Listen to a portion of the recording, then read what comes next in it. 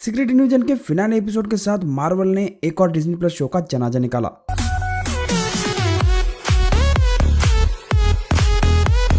अब जो लोग जानते हैं कि सीक्रेट इन्वेजन कॉमिक्स में क्या हुआ था और इसकी कहानी क्या है, और अगर उन्होंने इसे पढ़ा होगा तो मेरे दोस्तों, मार्वल ने हमारे साथ बहुत बड़ा गेम किया है।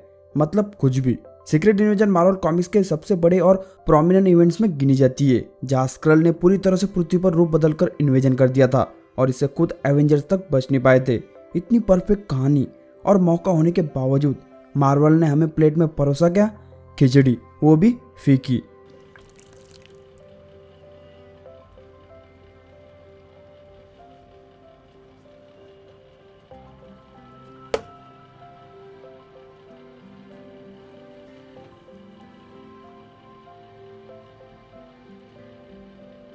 सर, ये तो टट्टी है। एक तरफ डीसी रोज हकता जा रहा है और मार्वल सुधरने का नाम नहीं ले रहा। वक्त दूर नहीं जब शायद मार्वल को भी डीसी की हालत से गुजरना पड़े। अगर मेरे मुंह से आज एक दो गाली भी निकल जाए तो दोस्तों मुझे माफ करना। कटा बहुत पड़ा है जिसे मलन भी सुधार नहीं सकता, और गुस्सा इतना है जिसे एमसीयू फिर से झुठला नहीं सकता। तो मेरे भाई लोग, कैसे हो आप लोग? आपका स्वागत है आज के सीक्रेट इन्वेजन के रैंट में। मैं आपका होस्ट ईगल है। तो बिना किसी बकचोदी के चलिए शुरू करते हैं। सीक्रेट इन्वेजन की कहानी 2008 से लेकर 2009 के बीच में आई थी। मार्वल कॉमिक्स के इतिहास में पहली बार हमने ऐसी कहानी देखी जहां हीरोज विलन बन चुके थे। आप किसी पर भी भरोसा नहीं कर सकते थे क्योंकि कोई भी स्क्रल हो सकता था। स्क्रल की शेप शिफ्टिंग एबिलिटी का असली खतरा हमें यहाँ पता चला था। मेरे लिए सीक्रेट इन्वेजन 5 बेस्ट कॉमिक कहानियों में से एक है। इतनी बढ़िया कहानी होने के बावजूद मार्वल ने हमें लाइव एक्शन शो के जरिए दिया क्या? टट्टी। शुरुआत में सीक्रेट इन्वेजन को एक मूवी के लिए अनाउंस किया गया था। इतना ही नहीं, ये एवेंजर्स के लेवल की मूवी होने वाली थी। कैप्टन मार्वल के जरिए स्क्रल की एंट्री भी एमसीयू में हो चुकी थी, पर आगे इसे एक डिज्नी प्लस शो में बनाने का फैसला लिया गया। अब डिज्नी प्लस शो का आइडिया इतना भी खराब नहीं था क्योंकि इसके जरिए और भी कहानी को डेप्थ में दिखाया जा सकता था। पर इन बंदों ने सीधे सीधे सिर्फ 6 एपिसोड निकाले, और वो भी 40 मिनट से भी कम के। मतलब अगर इतना ही बनाना था तो एक बढ़िया सी मूवी बना देते। आखिरी एपिसोड तो सिर्फ 37 मिनट का था।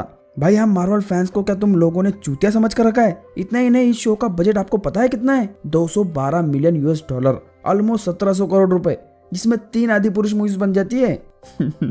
200 मिलियन डॉलर में एवेंजर्स और गार्डियंस ऑफ द गैलेक्सी जैसी मूवीज बनकर निकलती है। साला दया, यहाँ पर कुछ तो गड़बड़ चल रही है। या तो ये हमारा काट रहे या फिर गवर्नमेंट का। यहाँ बहुत तगड़ी मनी लॉन्ड्रिंग चल रही है क्योंकि इतने बजट पर एक दो एवेंजर्स तो ये हमें दिखा ही सकते थे, पर इन्होंने एक भी एवेंजर्स को हमें नहीं दिखाया, बल्कि बार बार उनका नाम लेकर हमारी जलाते रहे। चलो, एक बात के लिए मान भी लिया कि अच्छे अच्छे एक्टर्स होने की वजह से शायद इतना बजट बढ़ गया होगा, पर फिर सीजीआई इतना बकवास क्यों था? क्लियरली दिख रहा था कि यहाँ इतना पैसा खर्चा नहीं किया गया। डिज्नी प्लस पर बढ़िया मार्वल शोज हमने देखे हैं। लोकी इसका जीता जागता सबूत है। मतलब ये बंदे अच्छा शो बना सकते थे। पता नहीं डिज्नी के साथ आजकल क्या चल रहा है, पर क्या आपको पता है सीक्रेट इन्वेजन सबसे कम देखा जाने वाला मार्वल का डिज्नी प्लस शो बन चुका है। सीक्रेट इन्वेजन और न्यूक फ्यूरी कमला खान को बीट नहीं कर पाए। वैसे शो ने हर फ्रंट पर मार खाई। इसे सिर्फ 56% का सड़ा टमाटर क्रिटिक्स ने फेंक कर मारा, और ऑडियंस ने दिया कितना? 65% का स्कोर। ये शो मार्वल की ओर से एक मिस अपॉर्चुनिटी रही है, जिसका सीजन 2 हमें कभी भी शायद देखने को नहीं मिलेगा। जो भी था यही था, और शो के सक्सेस को देखते हुए मुझे नहीं लगता कि मार्वल और शो में पैसा डालना चाहेगा। वैसे व्यूअरशिप के हिसाब से सीक्रेट इन्वेजन फ्लॉप साबित हुआ। एमसीयू शायद पहली बार किसी डिज्नी प्लस शो पर अपना पैसा गवाएगा। शो के शुरुआती एपिसोड ने थोड़ी बहुत हाइप बनाकर रखी थी, प्लस एक के बाद एक बड़े एक्टर्स की वजह से शो प्रॉमिसिंग लग रहा था। हर एपिसोड के आखिर में कोई ना कोई बड़ा मोमेंट हमें देखने मिलता, जिसके जरिए अगले एपिसोड की हाइप बढ़ा रहे थे। पर इन्होंने फाइनल एपिसोड में बहुत गंदा हक दिया।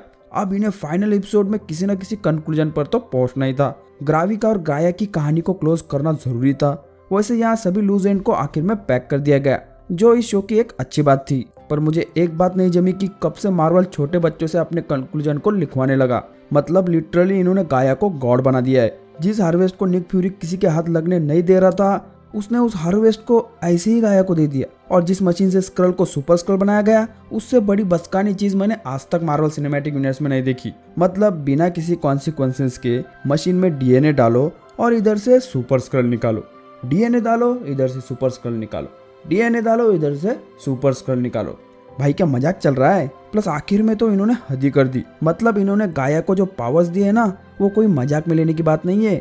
गाया अकेले इस पावर के साथ पूरे एमसीयू को निपटा सकती है। बंदी में एक और दो नहीं बल्कि एमसीयू के बड़े से बड़े विलन और हीरोज की पावर्स आ चुकी है, जिसमें थैनोस तक शामिल है। एंड गेम से पहले थैनोस पूरे यूनिवर्स में सबसे पावरफुल बीइंग था, वो भी बिना इन्फिनिटी गॉन्टलेट के। कारा डैनवर्स एक है अपनी कैप्टन मार्वल, फिलहाल एमसीयू की सबसे शक्तिशाली सुपर हीरो है और उसकी पावर भी गाया को मिल चुकी है। एबोनिमा जिसकी टेलीकिनेसिस पावर पूरे यूनिवर्स में अनमैच थी, उसका भी डीएनए गाया के पास आ चुका है। मतलब इनमें से कोई एक का भी डीएनए उसे मिल जाता तो वो तहलका मचा सकती थी, पर जो हुतियापा यहाँ पर मचा है ना, सच में मेरे पास इसके लिए कोई जवाब नहीं। इतना ही नहीं, इन तीनों के अलावा कॉर्वस ग्लेव, ग्रूट, कैप्टन अमेरिका, हल्क, मेंटिस और एबोमिनेशन की शक्तियां भी गाया को मिल चुकी है।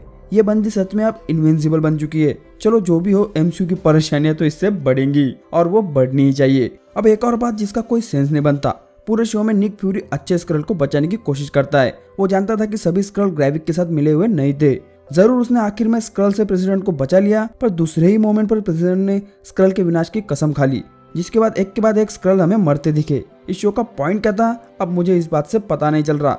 अब निक फ्यूरी ने हमें क्लियरली बता दिया है कि वो ग्रेविक को खत्म करने आया था, क्योंकि वो उसकी टीम का मेंबर था, जिसके चलते वो उसकी जिम्मेदारी थी। पर जिस चीज के लिए ग्रेविक ने पूरे इंसानियत से और अपने खुद के लोगों से लड़ाई की, वही चीज निक फ्यूरी ने फिर से की। जरूर क्री स्लो करने के लिए मान चुके, पर फ्यूरी ने आधे बीच में कहानी और अपनी जिम्मेदारी को फिर से छोड़ दिया। अभी भी मैं समझ नहीं पा रहा हूँ कि इस शो का पॉइंट क्या था। तुम्हें अगर स्क्रल को इंट्रोड्यूस करना था तो तुम आराम से किसी और शो में उन्हें इंट्रोड्यूस करवा सकते थे। इसके लिए पूरी डिज्नी प्लस सीरीज बनाने की जरूरत नहीं थी। अगर इस शो को आपने सिर्फ निक फ्यूरी के लिए बनाया होगा तो इसका नाम सीक्रेट इन्वेजन क्यों रखा गया? ये हम फैंस के साथ सबसे बड़ा धोखा हुआ है। इस शो का नाम द एडवेंचर्स ऑफ बूढ़ा पर काम को अंजाम देने वाला निक फ्यूरी होना चाहिए था, ज्यादा सेंस बनता।